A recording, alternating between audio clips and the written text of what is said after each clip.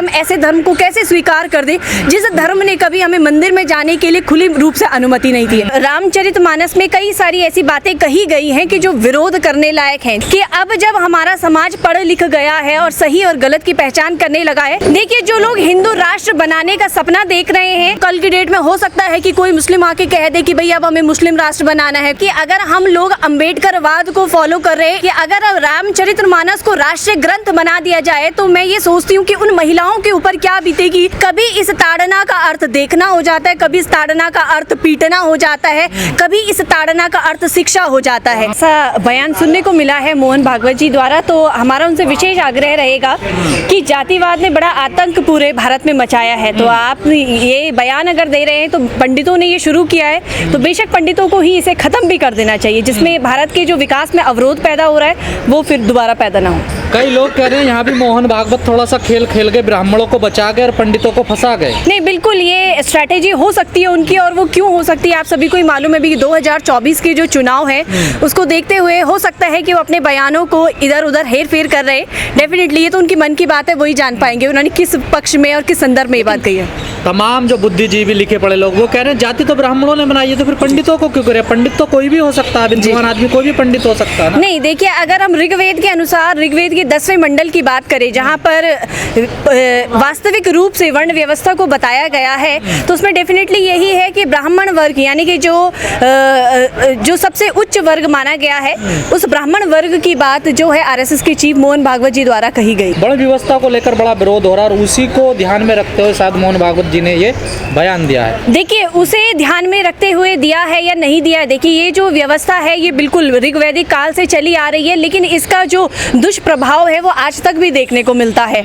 और अभी 2024 का चुनाव नजदीक है तो डेफिनेटली हमारा तो ये एक आकलन है कि उसे ज्यादा मद्देनजर रखते हुए इस बात को चर्चा। रामचरितमानस को लेकर, मनुस्मृति को लेकर जो विमर्श हो रहा है देश में, जो आंदोलन कर रहे हैं खासकर पिछड़े, इस पर क्या कहना है आपका? देखिए, इस पर ये बात कहना है कि रामचरितमानस आज से कई साल पहले तुलसीदास जी द्वारा लिखी गई है, लेकिन अब समय समय पर उसकी विवेचना अलग अलग प्रकार से की जा रही है और ये हो सकता है कि एज पर सिचुएशन उसके अर्थ बदल दिए जा रहे हैं। तो इस प्रकार का कोई अलंकार है नहीं, शायद है कि अब कोई नया अलंकार इसमें इजाद हो जाए। आप विरोध कर दिया समर्थन में रामचरितमानस? देखिए, बिल्कुल रामचरितमानस में कई सारी ऐसी बातें कही गई हैं कि जो विरोध करने लायक हैं। जिस प्रकार से अभी आपने देखा होगा कि ताड़ना का कई सारे अर्थ बता दिए गए हैं, कई बार उस ताड़ना को शिक्षा के संदर्भ में बताया गया है, कई बार ताड़ना को पीटने के संबंध में। लेकिन जब हम उसी चीज को हर एक चीज में बैठाने की कोशिश करते हैं तो कहीं भी वो सेटिस्फाइड नहीं हो पाता है जी। लेकिन तमाम पंडित ब्राह्मण आरोप लगा रहे हैं कि ये पिछड़े जो हैं खासकर SC/ST वाले ये समाज को बांट रहे हैं, दरार पैदा कर रहे हैं। देखिए, SC/ST की समाज में दरार पैदा करने जैसी कोई नौबत है नहीं।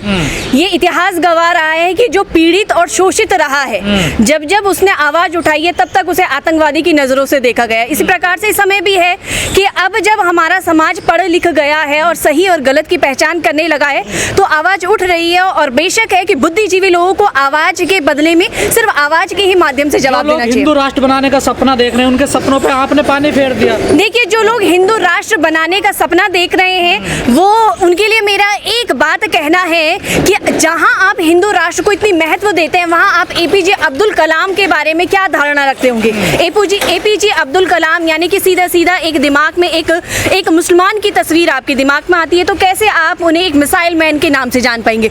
हिंदू राष्ट्र ना हो, इसीलिए बाबा साहब के द्वारा एक बहुत ही ज्ञानवर्धक बातें और संविधान के रूप में दी गई थी, संविधान की किताब, जिसमें यही बताया गया है कि आर्टिकल नंबर 25 इसी बात की हमें आज़ादी देता है कि आप जिस धर्म को चाहिए अपना सकते हैं। अभी तो कल की डेट में हो सकता है कि कोई मुस्लिम आके कह दे कि भाई अब हमें मुस्लिम राष्ट्र बनाना है, कोई क्रिश्चियन कह दे। इसीलिए जो संविधान है वो हर एक धर्म को एक प्रॉपर एक मान सम्मान की बात करता है। लेकिन अभी तक कहा जा रहा है कि अम्बेडकरवादी कहते हैं हम हिंदू नहीं है, अब पिछड़े भी कहने लगे हम हिंदू नहीं है, अखिलेश यादव कह रहे हैं हम तो शूद्र हैं, स्वामी प्रसाद मौर्य कह रहे हैं हम भी शूद्र हैं जी। तो आपने तो एक क्रांति छेड़ दी ना देश में। देखिए ये क्रांति नहीं है। जब शिक्षा ने अपने पैर जमीन पर गड़ाए हैं तब तक वो क्रांति की ही आवाज लगी है। इसी प्रकार से है आज की डेट में हर कोई पढ़े लिखे हैं, हर कोई इस बात से अवगत है कि जब भी शोषित वर्ग अपनी आवाज को उठाता है तो उन्हें पता नहीं क्यों एक क्रांतिकारी की भूमिका दे दी जाती है। और ये इतिहास गवाह रहा है कि जो हमेशा शोषित और पिछड़ा रहा है वो हमेशा SC ST ही समाज रहा कहा है। जा रहा अम्बेडकरवादी गुमराह कर रहे हैं पिछड़ों को। देखिए अम्बेडकरवादी क्या गुमराह करेंगे किसी को, वो अम्बेडकरवादी यानी कि बुद्ध को मानने वाले, और बुद्ध यानी कि बुद्धि।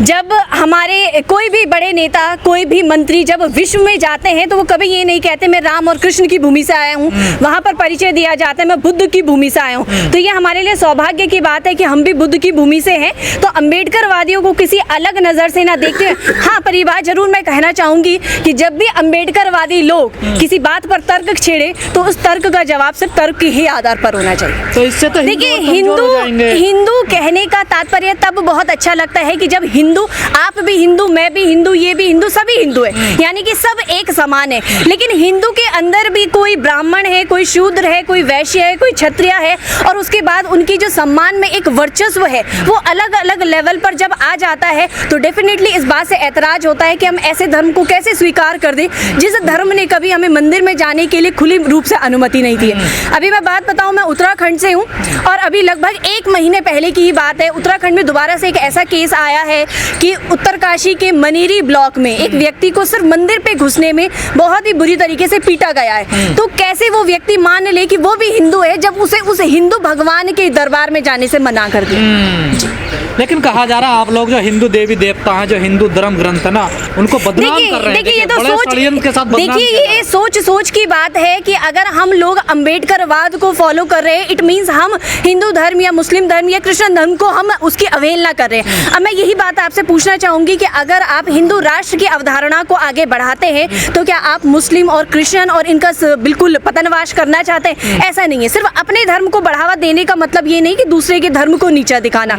और अम्बेडकरवाद तो इस बात को बिल्कुल, बुद्ध ने यही बात सिखाई है कि अपने धर्म की तारीफ करना और दूसरे के धर्म को नीचा दिखाना ये कोई भी धार्मिक कोई ये शिक्षा ही नहीं है। आप अपने समाज को आगे बढ़ाइए बिना किसी दूसरे के समाज को दबाए। सनातन को कमजोर करने की साजिश है आप लोगों की। देखिए साजिश जैसा शब्द तो यहाँ पर कोई भी उचित मान्य नहीं रखता है, क्योंकि जब जब आवाज उठाई जाती है तो इस प्रकार के शब्दों से उनको आलोचना ही जरूर की जाती है।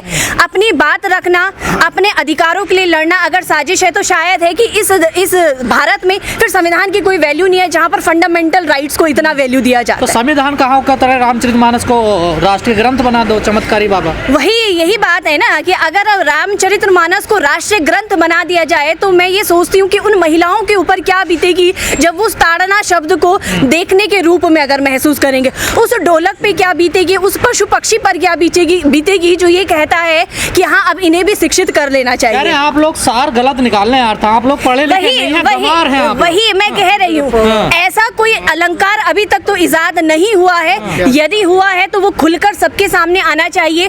कभी इस ताड़ना का अर्थ देखना हो जाता है, कभी इस ताड़ना का अर्थ पीटना हो जाता है, कभी इस ताड़ना का अर्थ शिक्षा हो जाता है। तो ये समय समय पर बदल रहा है। हो सकता है आने वाले 10 साल बाद इस ताड़ना का अर्थ कुछ और हो जाए।